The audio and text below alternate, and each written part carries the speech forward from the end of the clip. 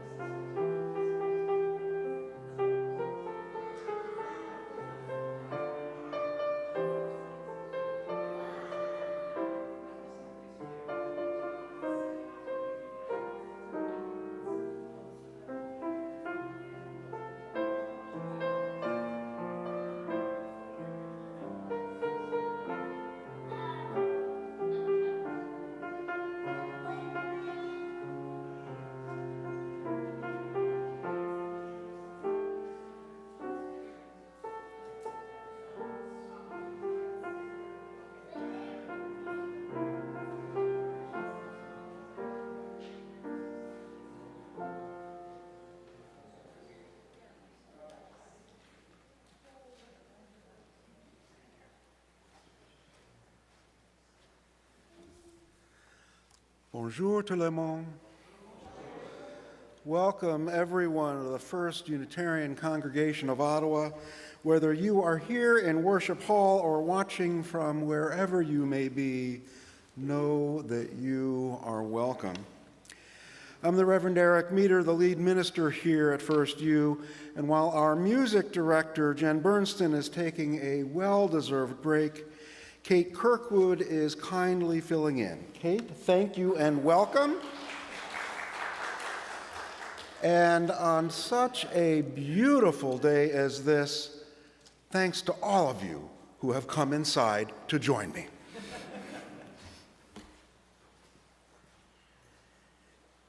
And I'm Susan, your worship associate this morning. We acknowledge that our FirstU campus is located on traditional, unsurrendered, and unceded Algonquin Anishinaabe territory, and that the work of reconciliation is a responsibility of our congregation and of all Canadians. Our goal is to educate ourselves and all who are willing to understand, to be of service to those who are at risk, and to advocate for justice. Let's join our voices in song. Please rise in body or in spirit to sing Morning Has Broken. It's number 38 in the gray hymnal. The lyrics will also be on the screen above us.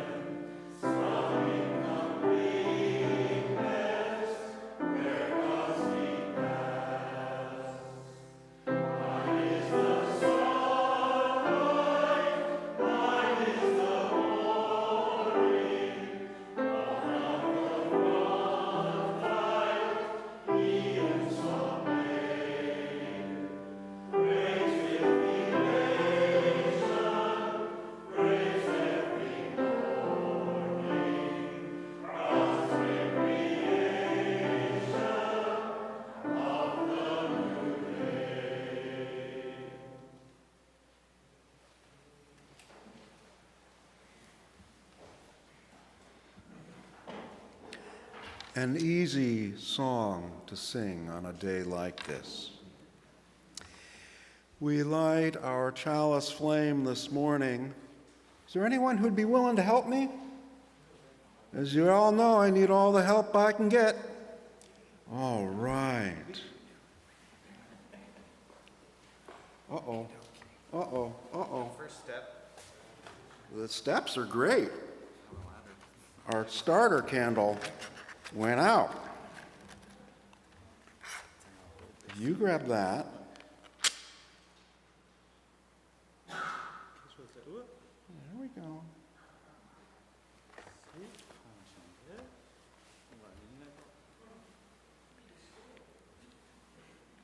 Oh, so top, so top. We lit? Oh, almost. You know what? We may need a little more wick. Oil or wick or something? Yep. We're going to test our imaginations this morning, because I think we picked the one without sufficient oil. What? Julia is running in the back. We may have another one in a minute. Okay, you did it. You did it. Bravo. You did it. Helped by the Superman socks the young one is wearing.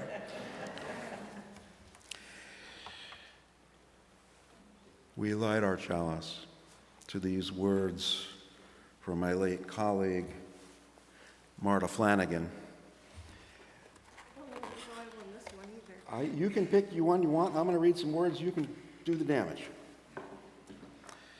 Marta Flanagan's words. We gather this day, a community of faith in Superman socks. We come in search of life's meaning. All of us know despair and exultation. All bear burdens. All have moments of weakness and times of strength. All sing songs of sorrow, hot fingers, and love. May our worship bring us strength along our way. In the presence of the sacred, may we come to know our true selves, finding a fresh impulse to love and do good. Our chalice is lit. Come, let us worship together by singing together once again our chalice song.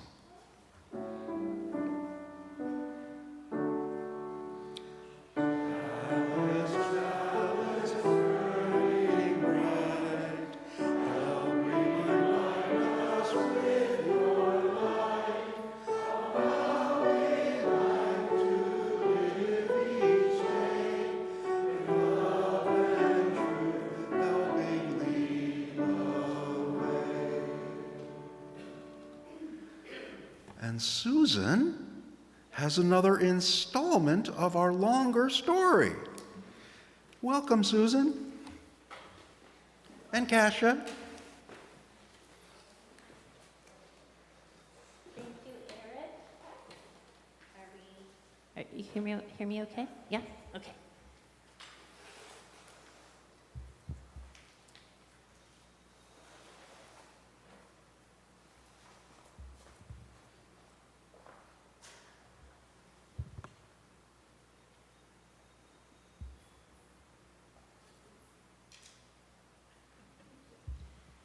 Good morning. So our Director of Religious Exploration, Jody McIntosh, is away visiting family today. So as Eric beautifully introduced us, we're here to share time for all ages with you. I'm Susan McEwen, our Religious Exploration Assistant. And I'm Kasia, the child care assistant, along with Jet Pig. Thank you. So yes, today Jet Pig is with us once again to plant a seed in our values garden. And you can see, maybe Kasia, would you lift up the garden so that more people can see it? You can see that in the past weeks, we've planted the seeds of justice, equity, and transformation, both in this little garden and in the gardens of our hearts. We plant these seeds in the garden of our hearts so that they can grow day by day. Now each week, Jet Pig brings us a new seed. Let's see what Jet Pig has for us this morning.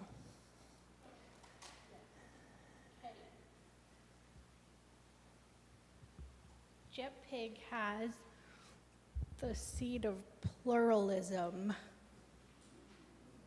And Susan is going to tell us what that seed means.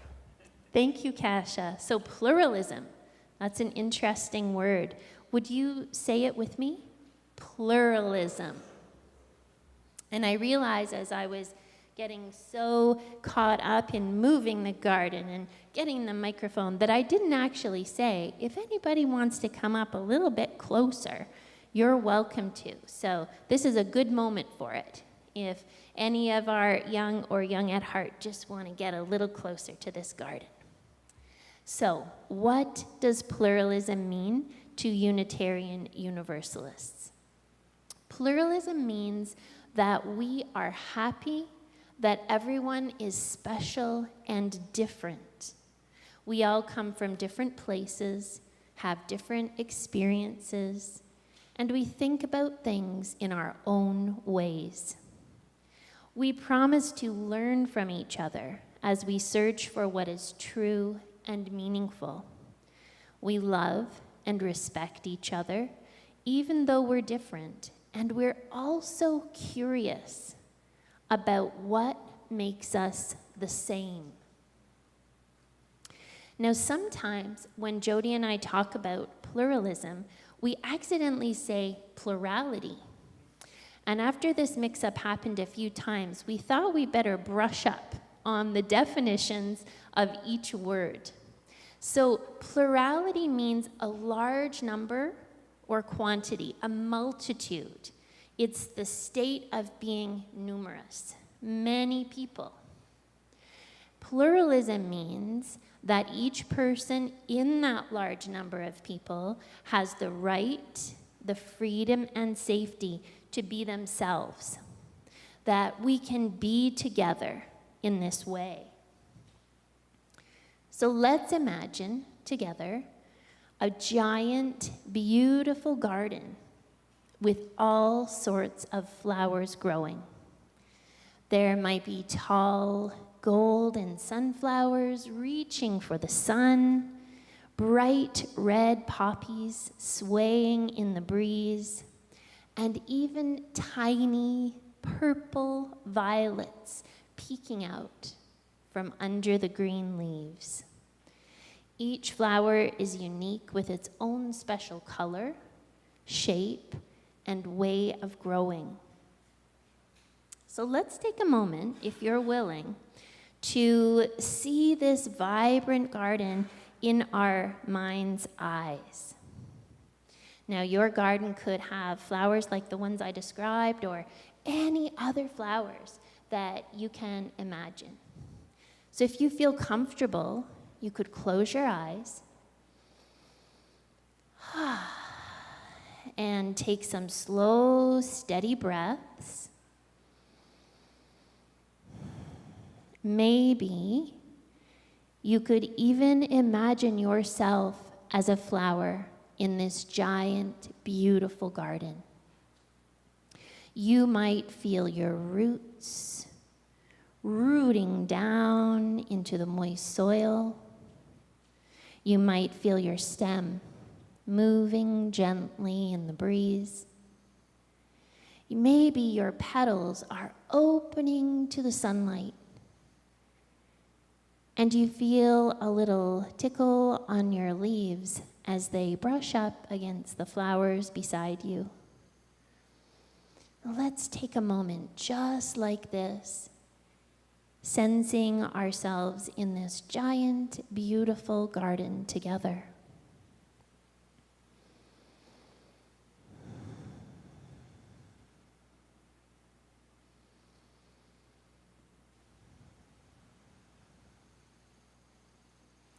Now let's take one more slow, steady breath here. And then bring ourselves back to the room. We could gently open our eyes. In our UU community, we really are like these different flowers. We come from different backgrounds, we have different experiences, and we even believe different things about the world. Just like flowers have different needs for water and sunlight, we are all unique. Now here's the cool thing. It's all of these differences that make the garden such a beautiful and interesting place. We make it beautiful together. Now one time, I was thinking about my own purpose in the world, and a wise person said to me, "We're all parts of the same flower. You don't need to do everything. Be the fullness of your own part and join all the other parts in making the flower beautiful. Now, looking at things like this, we see how we need all of our different ways to make a whole community. And I think this wisdom fits with our idea of pluralism as a garden. Each of us is our own kind of flower. We don't have to be all the colors and all the shapes and sizes individually. We can, each of us, live into our own petals and stems, our leaves, our roots, and together, appreciating each other, sharing with each other, listening to each other, we can grow and grow and grow.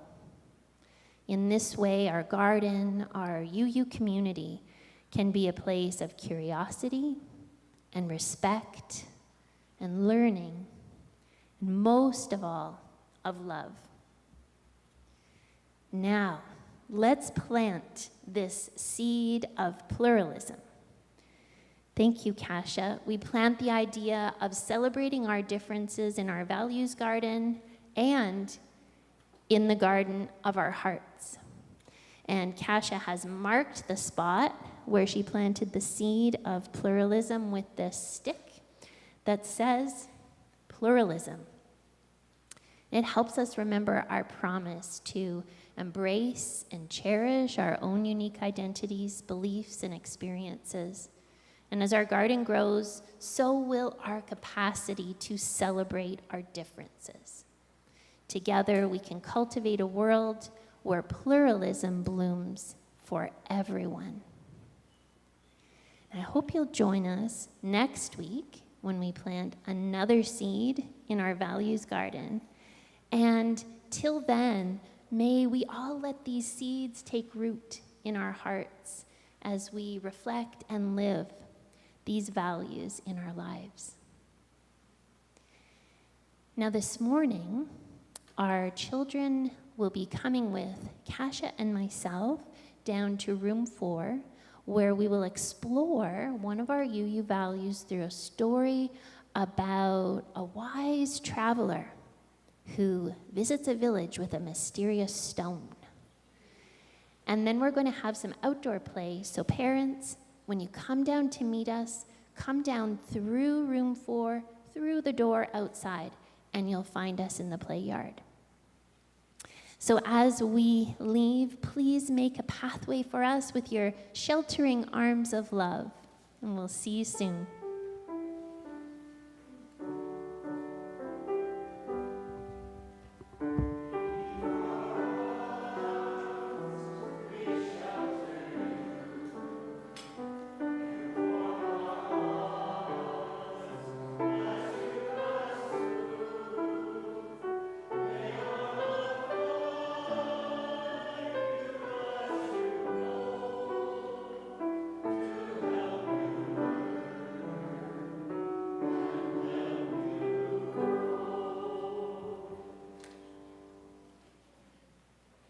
As health challenges continue, do take care and take advantage of online opportunities at FirstU to stay in touch. I think I need some water.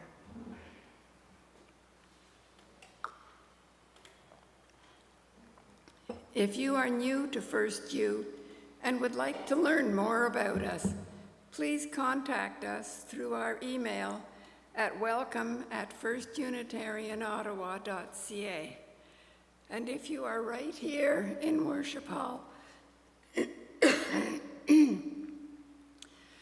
and would like more information about FirstU, it is available from Carol at the welcome table at the back of the pews. And now, here is Guy from the board to highlight some announcements for today.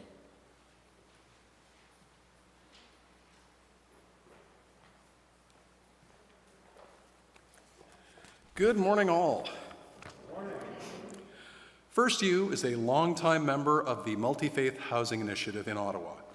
MHI is a coalition of Ottawa faith groups with the mission to provide and promote safe, affordable, and well-maintained housing in inclusive communities and to mobilize resources for these purposes. FirstU is also a longtime participant in MHI's Tulipathon fundraiser.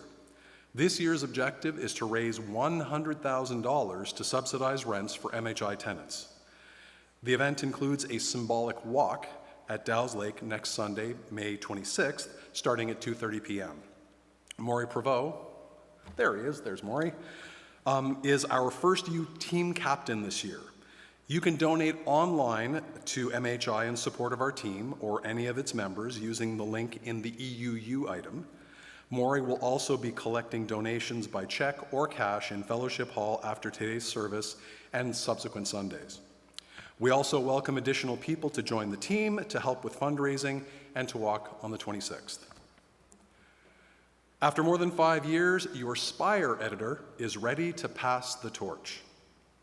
We're looking for someone with an interest in copy editing to take over in time for the next edition to be published in September. Familiarity with Microsoft Word is required. The position involves several hours of your time every 3 months, sending out submission deadline notices, editing articles received, and following up when necessary and where necessary before passing your draft on for formatting and final proofreading. Training will be provided, so if you'd like more information on this volunteer position, please email spire@firstunitarianottawa.ca. Later today, you can join other UUs from across Canada for the CUC's National Service. That starts today, May 19th at 1 p.m. Liz James, the founder of the online Unitarian Hysterical Society, will be speaking. My Muzungo Eyes Are Improving, featuring Liz James. How do we help effectively across a culture gap? Drawing from more than a decade of personal experience, Liz James tells a story that has it all: humor, thoughtful analysis, and confrontations with lions. Not a metaphor, real lions. Find the Zoom link on the CUC webpage, cuc.ca, by clicking on the calendar. And I'd mentioned the EUU. On the back of your orders of service, you may have noticed that there are a couple of QR codes on the bottom. If anybody with a smartphone with a camera can just open their camera, and that QR code will take you to the link to either read the EUU or to sign up for it if you haven't already. The Unitarian Go-Go's would like to thank the congregation for helping them successfully hold their annual plant sale last weekend. Many thanks. The online meditation group will take place on Wednesday, May 22nd. That's this coming Wednesday at 7 p.m. on Zoom. Join the group for meditation plus readings from teachers like Thich Nhat Hanh. Details are available in this week's EUU. And we encourage you to sign up to receive the EUU, our weekly email newsletter. Sign-up information is available on the website under the Communications tab, or as I said, on the, as a QR code on the back of our printed program. Check on Facebook or Instagram and our website for notices and updates. Our calendar continues to be as full as ever, though some of our activities still take place online. This morning, each of us is welcome. We, of any heritage or faith, whatever our burdens, of any culture or race, of any gender or orientation, in any body, all that we are. Today, we are part of this spiritual community. Welcome.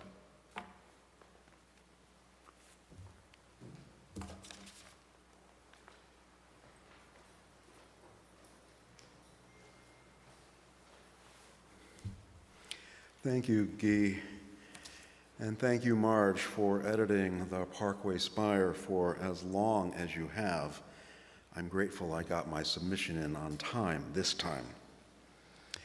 Each week we pause in our time together in recognition of the joys and sorrows in our lives and across the globe. We honor our celebrations and challenges by placing stones in bowls of water. As the ripples extend outward, imagine them continuing out beyond these small bowls before us, out through and past our pews, out into the larger community of all. A stone for mornings such as this. And a stone I forgot to include last week for the gift each year of tulips. A stone for Angela, who is recuperating at home now after a challenging bout with pneumonia. And a stone for Amma Lily, one of our former very special office volunteers whose father, Robert Bob Sullivan, died recently at 87 years old. A celebration of his life will take place this Wednesday at Arlington Woods Free Methodist Church in Nepean. Please come forward now to drop a stone for any joy, sorrow, or challenge that you are currently living with. Please come forward.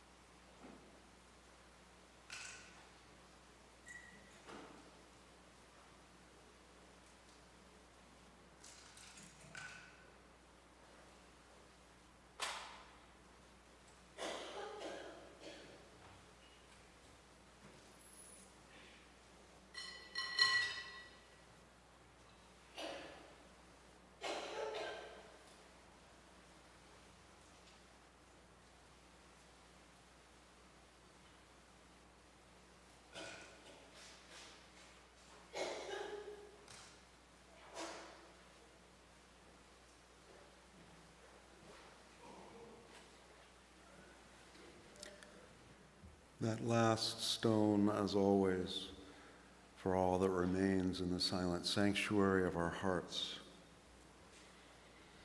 There are no caring card requests for today. So let us move now into a time of stillness and reflection. After several moments, Kate will bring us back together through the gift of music.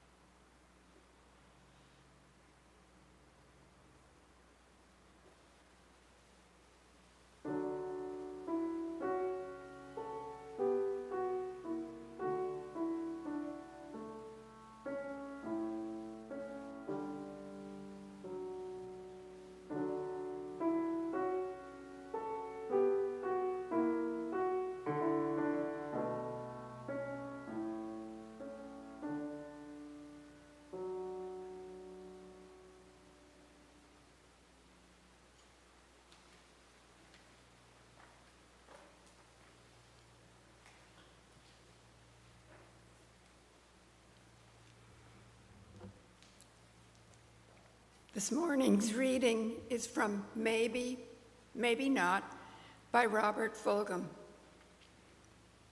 When I taught philosophy, I began the course by walking into the room after the students were seated and announcing, "We're going to play musical chairs. Please arrange your chairs and get ready to play." The students enthusiastically arranged the chairs in a line with the seats alternating directions, then stood encircling the row of chairs. All I had to do was punch up the tape machine, and the students marched around the chairs. Mind you, these were seniors in high school. They hadn't played musical chairs since second grade. But they still knew how and jumped into the game without hesitation. Musical chairs, all right. After removing a few chairs, I stopped the music. There was a mad scramble for the remaining chairs. Those without chairs were stunned. They knew how this game worked. Music stops. Get a chair. How could they not have a chair so soon? They had, "How dumb can I be?" written on their faces. Too bad, but they were losers. Out, over against the wall, only a game. Music continues. Student march-arounds, chair removed, stop. Students go crazy trying to get a chair this time. As the game goes on, the quest for chairs turns serious, then rough. Girls are not going to fight jocks for chairs. Losers to the wall. Down to 2 members of the wrestling team who they are willing to push, knee, kick, or bite to be the last person in a chair. This is war. Stop. And by jerking the chair out from under his opponent, one guy slams down into the last chair, a look of triumph on his face, hands raised high with 4 fingers signaling, "Number one, number one." The last student in the last chair always acted as if the class admired him and his accomplishment. "He got the chair. I'm a winner." Wrong. Those losers lined up against the wall thought he was a jerk. Admiration? Hardly. Contempt is what they felt. This was not a game. Games were supposed to be fun. This got too serious too fast, like high school life and real life. Did they want to play again? A few of the jocks did, but not the rest of the class. I insisted. Play one more time with one rule change. Musical chairs as before, but this time, if you don't have a chair, sit down in someone's lap. Everybody stays in the game. It's only a matter of where you sit. The students are thinking, well, okay. Chairs are reset, students stand ready. Music starts and they march. Chairs are removed, stop. There is a pause in the action. The students are really thinking it over now. Do I want a chair to myself? Do I want to sit on someone's lap or have someone sit in mine? And who? The class gets seated, but the mood has changed. There is laughter, giggling. When the game begins again, there's a change of pace. Who's in a hurry?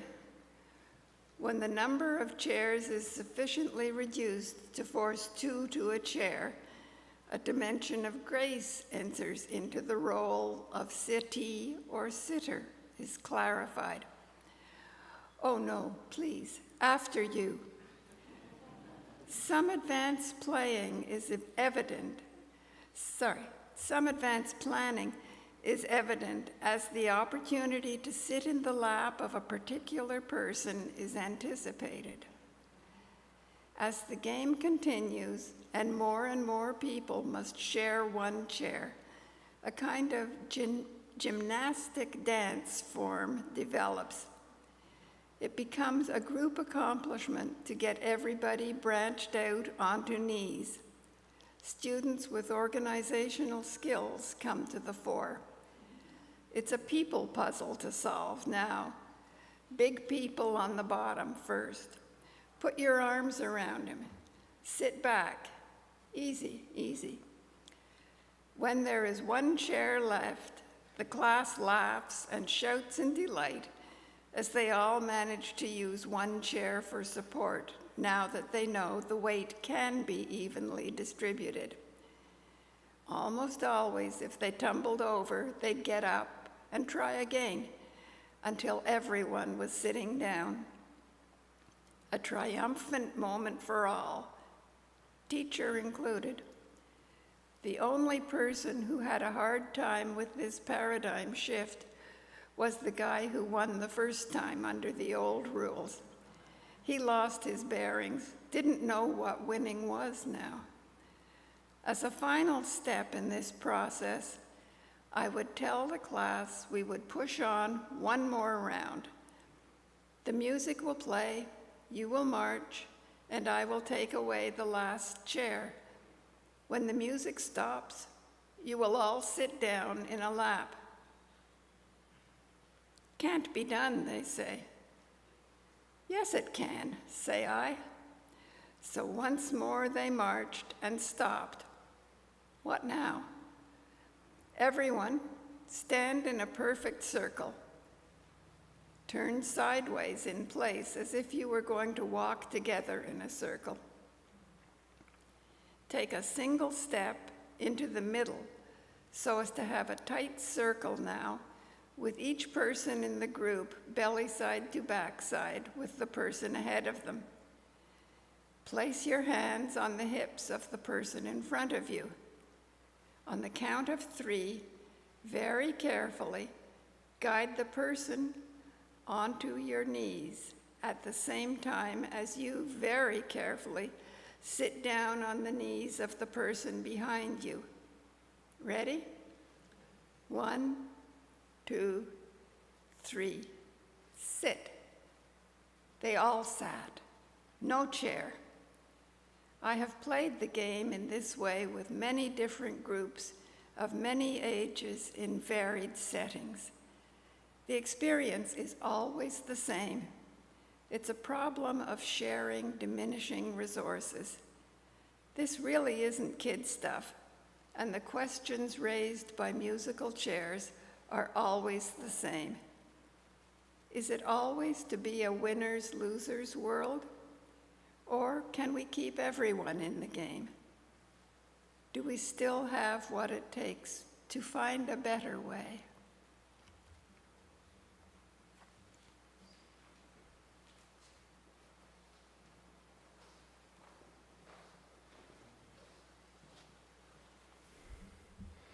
Thank you, Susan. As I wrote to Susan this week, that's the longest reading I've ever asked a worship associate to share, and I knew you would bring it home. Is it always to be a winner-losers world, or can we keep everyone in the game? Do we still have what it takes to find a better way? The theme today is want. And to set the stage, in addition to the reading that Susan just shared with us about having and not having and what the rules really are, 2 further short scenes to flush out this foundation.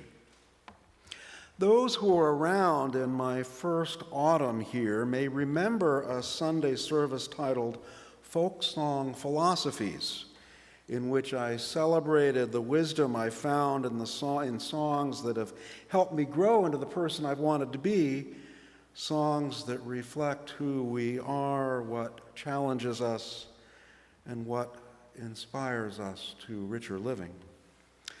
One of the songs I don't think I included in that was one from the singer-songwriter Greg Brown. Here are some lyrics from his song, Daughters. When my daughter, who is tall now, was not so tall, one night we were riding home in the truck, and I was sad because I was busted and disgusted. And she looked out the window and said, "Dad, the moon is coming home with us. Dad, the moon is coming home with us."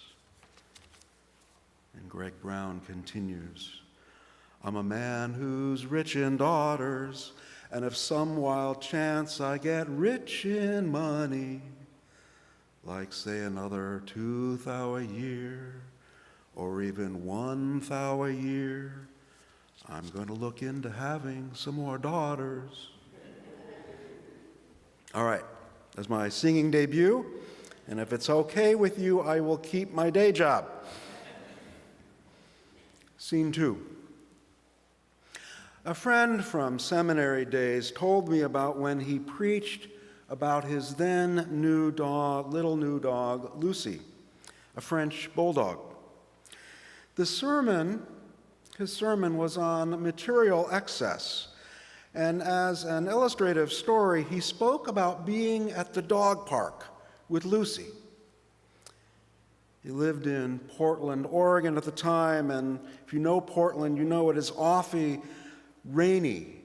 And this was a particularly rainy, chilly morning, and while Lucy was happily exploring every little bush and greeting all the possible playmates, my friend was noticing how many of the other dogs sported rain jackets, Gore-Tex rain jackets, to be precise.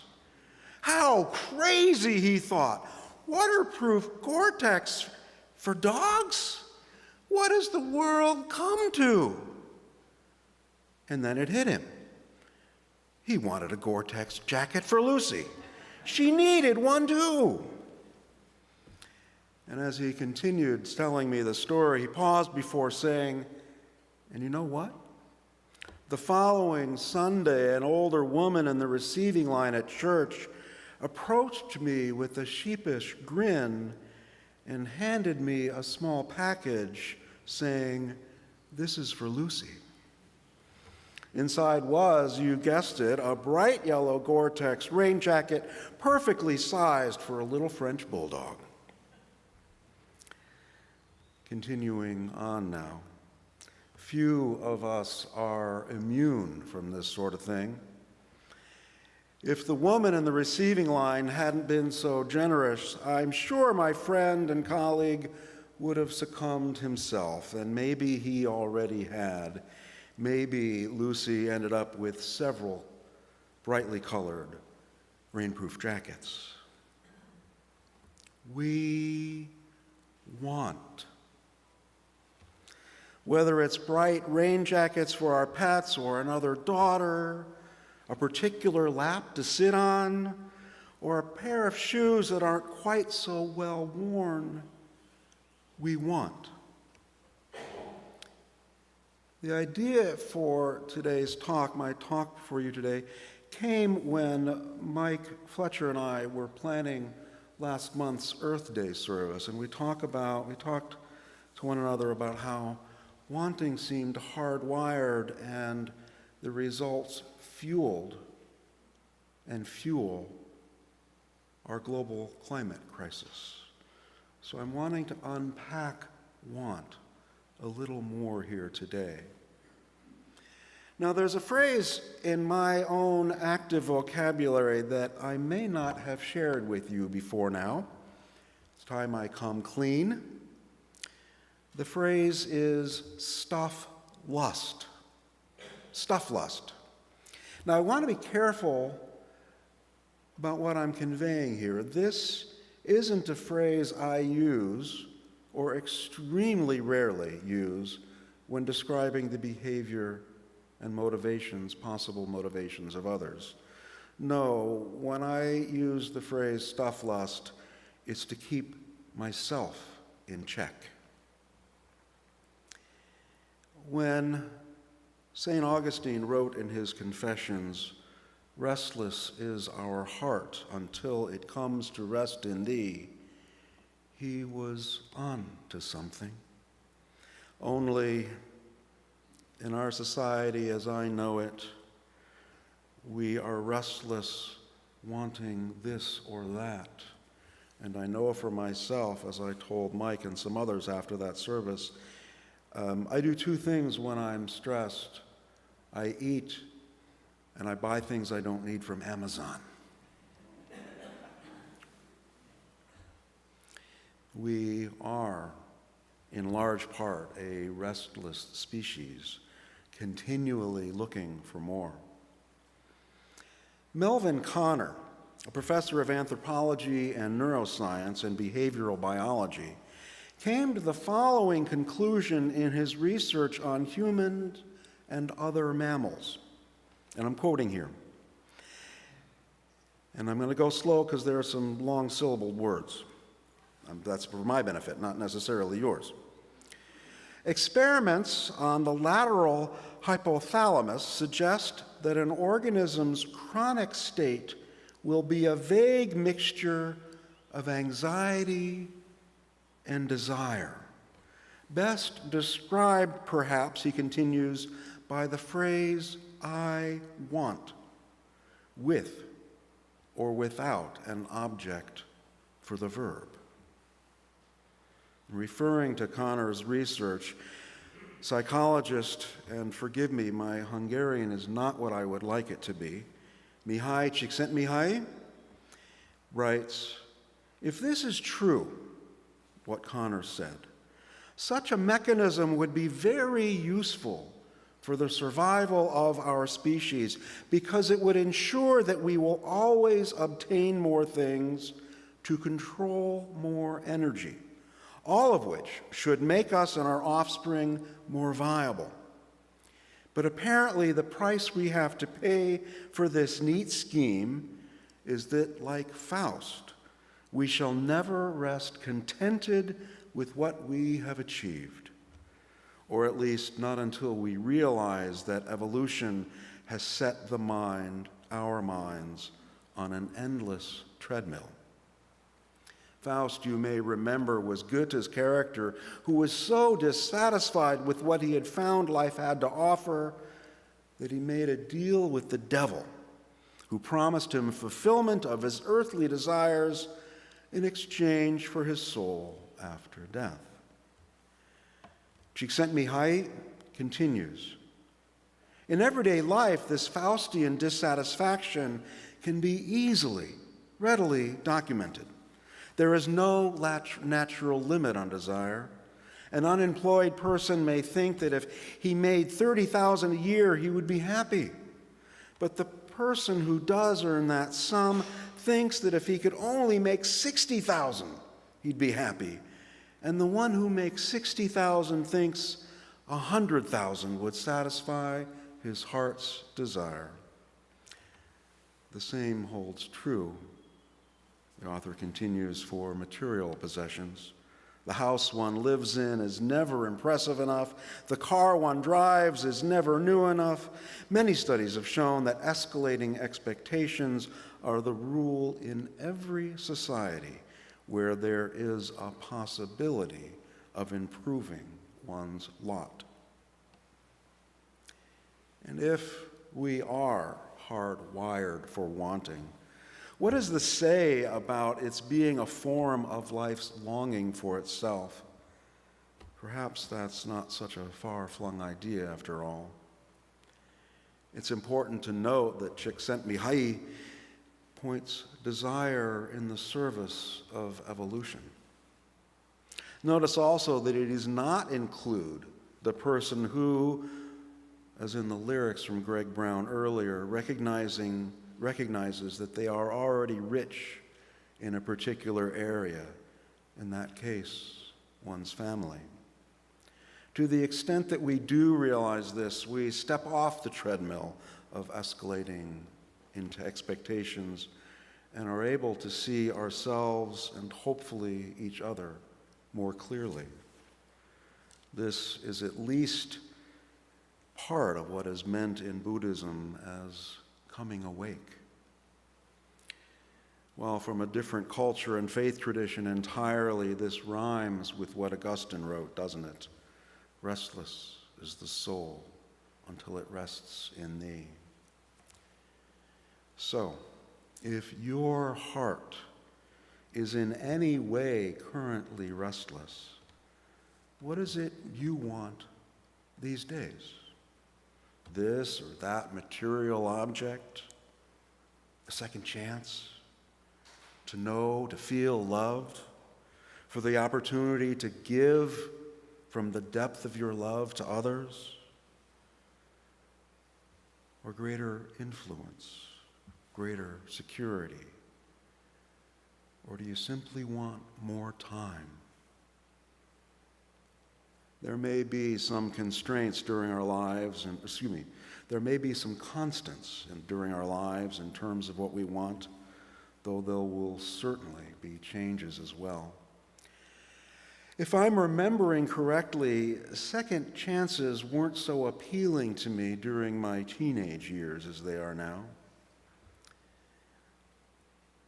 But I don't trust my memory on that. They may have been. Ralph Waldo Emerson once wrote that we need to be careful what we believe, for what we believe we will become. In his words, and these are in the back of the gray hymnals, a person will worship something, have no doubt about that. We may think our tribute is paid in secret in the dark recesses of our hearts, but it will out. That which dominates our imaginations and our thoughts will determine our lives and character. Therefore, it behooves us to be careful what we worship, for what we are worshiping, we are becoming. I think his words on what we worship, I think the same can be said about our wants. What we want is one of the ways we give shape to the world. I'm also mindful in that society like ours, wealth is most often understood to be having things, possessions, homes. While in other societies, wealth is understood to be in terms of what you give away, what you share. And this, I think, is part of the importance of the pluralism that Susan and Kasia spoke about earlier. We need as many models of what it means to be human as possible. And knowing that there is more than one society's understanding of what it means to be wealthy, it gives me hope. Because cultures can, do, and will change. We can and do give shape to our own culture, our own society. I don't know about you, and this happened more years ago than currently, have you ever gone to bed and fantasized about what you would do if you won the lottery? Or am I alone here? Maybe I'm not as alone as I fear. I'm grateful for that, and I'm sorry for all of us. But in one time in my life, my early 30s, I went to bed several nights in a row, wanting that lottery ticket, asking myself what I would do if I had it. And after a few nights, I realized I was boring myself, because all my answers were material things. I was only thinking in terms of what I might be able to purchase if. And I didn't like being bored. That's why I went into the ministry, but that's another story. So I widened the scope of my thinking. And I discovered What I wanted wasn't so much the lottery ticket, but feeling satisfied with my life. And being satisfied that my life was being well lived meant that I had happy memories, that I had rich experiences of living, that I might leave a meaningful legacy and leave others better off for having known me. So as I close now, let me ask simply this.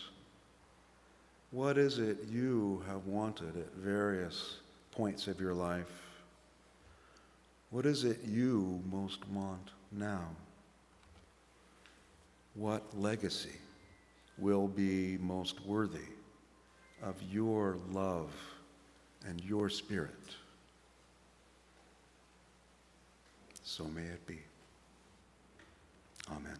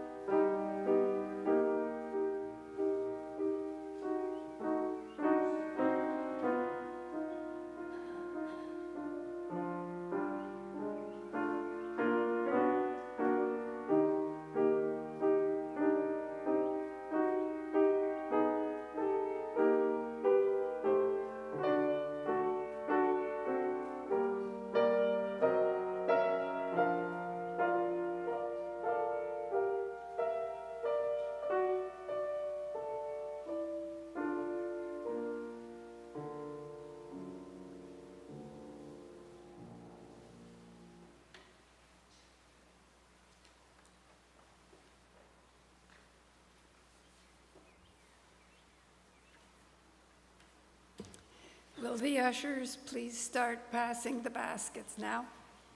Thank you. This congregation has a long history of care, vitality, and bringing people together to move the arc of justice forward. We have been able to live into our hopes and dreams because of the generosity of those within and beyond this community. Whether you are here in Worship Hall or anywhere else, you are part of this community. We rely on one another to keep this congregation vital and resilient. If you have any questions about how you can give, please go to our website or contact our finance manager to find out how to make a donation or keep up with your pledge. Our gifts are freely given and gratefully received. We dedicate these gifts to the work of our community of faith, serving human wholeness, caring for the planet, upholding religious freedom, welcoming the stranger, loving one another. And now, please rise as you are willing and able to join together in our closing hymn, "'Tis a Gift to Be Simple," number 16 in our gray hymnal. The lyrics will be on the screen above us.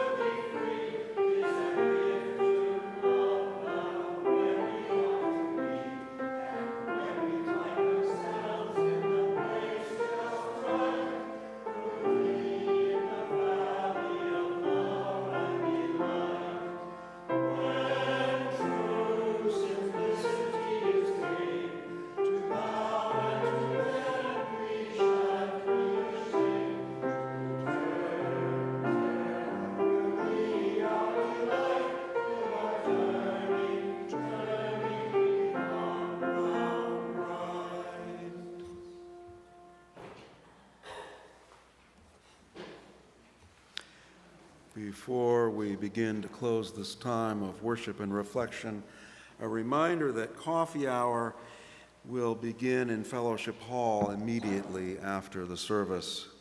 If you are new here, still feel new, or simply welcome a really fine conversation today, please pick up a green mug as you enter Fellowship Hall. Doing so will help others looking forward to a fine conversation find you. And again, leafy greens, courtesy of the good folks of Ajaski, are available to any who would like some from the grow towers out in the old volunteer room. We extinguish our chalice this morning from these words by Richard Gilbert. As we leave this community of the Spirit, may we remember the difficult lesson that each day offers more than we can do. May we do what needs to be done, postpone what does not, and be at peace with what we can be and do. Therefore, may we learn to separate that which matters most from that which matters least of all.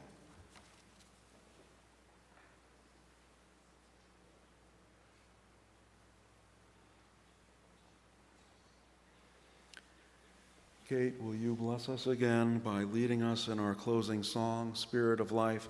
Please rise. The lyrics will be above.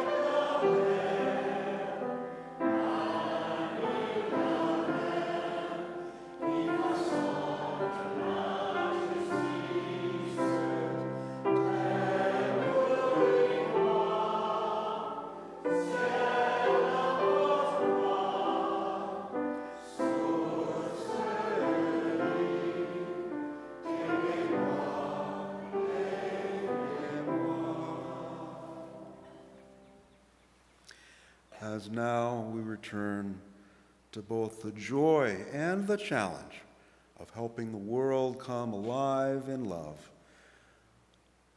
I can only say, go with peace in your hearts. Go with peace, my friends. Go in peace.